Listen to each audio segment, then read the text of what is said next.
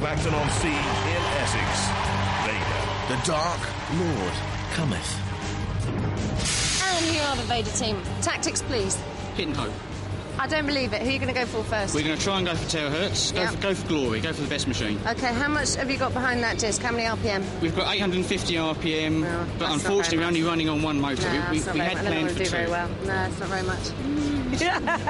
It depends if we can keep it in the right direction. End of interview. Sorry, it's finished now.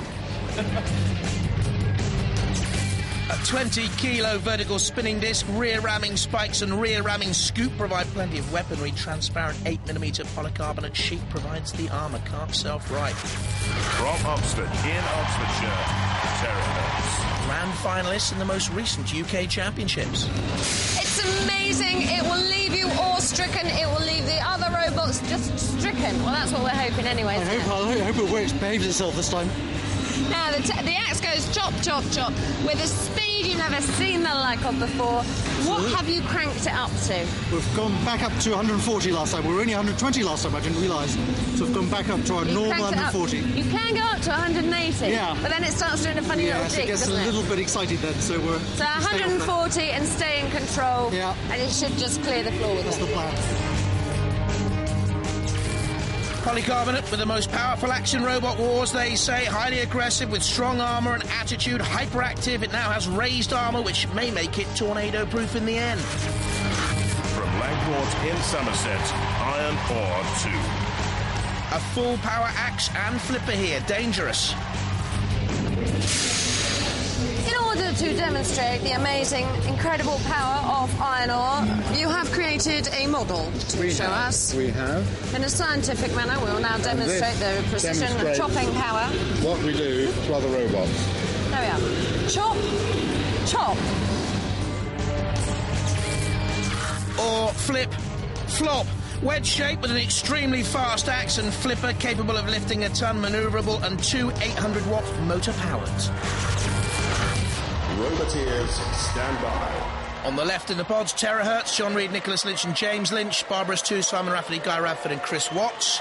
Vader there on the left, Paul Rose, Simon Latham and Philip Claythorpe, and Iron Ore 2, Gilbert and Robert Grimany and Bilbo. In the arena for the house robots, Shunt with the double blades, and Matilda with a Tuscan flywheel. We've already seen that to great effect. 2, 1,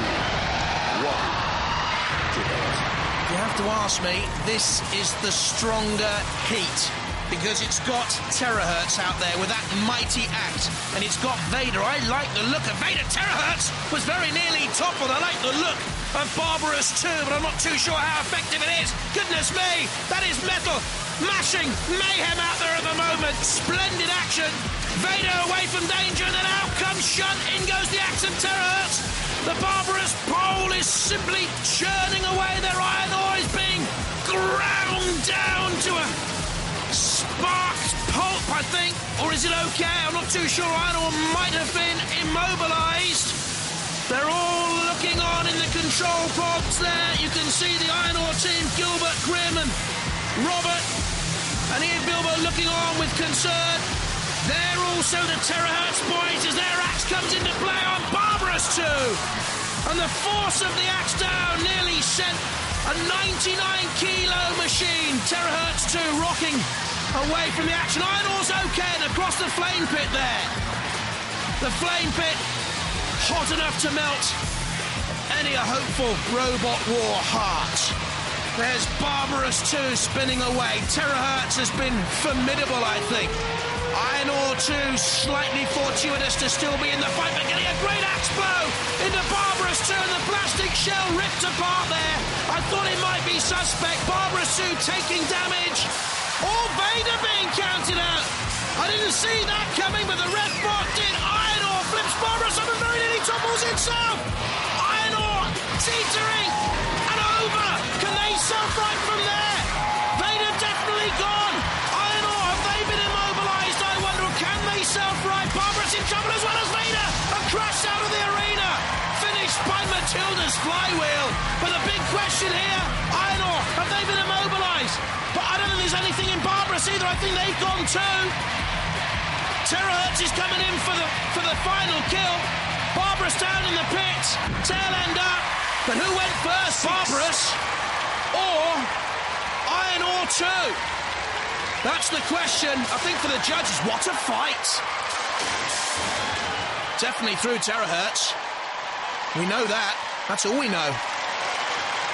Help us out, Craig. Do you like mayhem? Do you like destruction? We're going to have to go to the judges. What a battle that was. Vader is definitely out, but Barbarous and Iron Ore were both kind of immobilised, and we're not quite sure who was immobilised first. We're going to the judges. While they're making up their minds, let's see the highlights. Watch for the power of terahertz's weaponry here. Straight in on Vader. I think Vader were killed off very early on by the axes. Finished. Counted out by the ref box. Thrown out by Matilda. But who went first, Iron Ore or Barbarous? I think Barbarous were done there by Iron Ore's weaponry.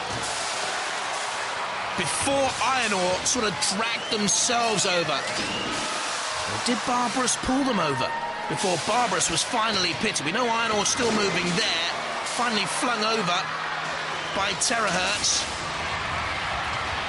Was Barbarous moving before terahertz pushed him in the pit? I don't think so. I don't know. And the judges have made their decision. In their infinite wisdom, they have decided that Barbarous was immobilised first, so terahertz and Iron Ore are through!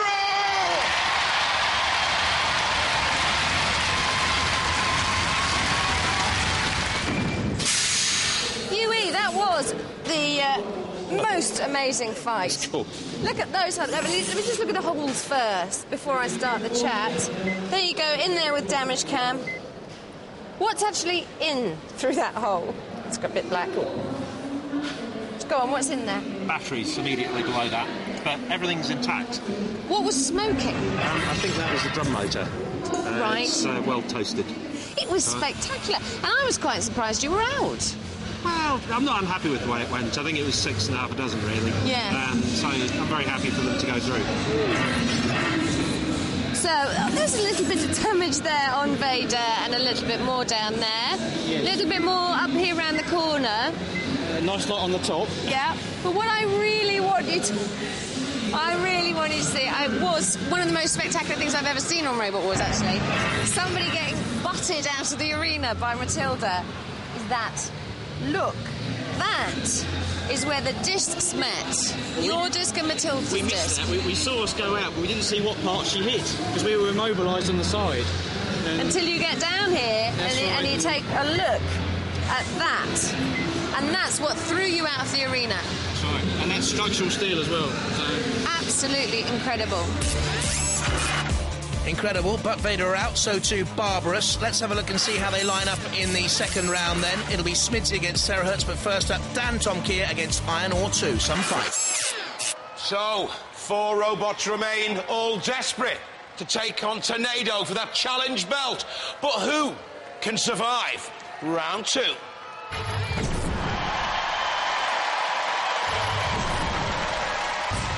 Dan Tomkia. Very quick at 20 miles an hour. The machine of Michael and Daniel Lambert with Stephen Gadsby there on the left-hand side. Iron Ore 2. There's the full-power axe and flipper. The machine of Gilbert Grimm on the right, son Robert and Ian Bilbo. Roboteers, stand by. In the arena for the house robots, Dead Metal with the pincers and shredded saw, and Growler, Mr. Psycho's pet pooch. 3, 2, 1.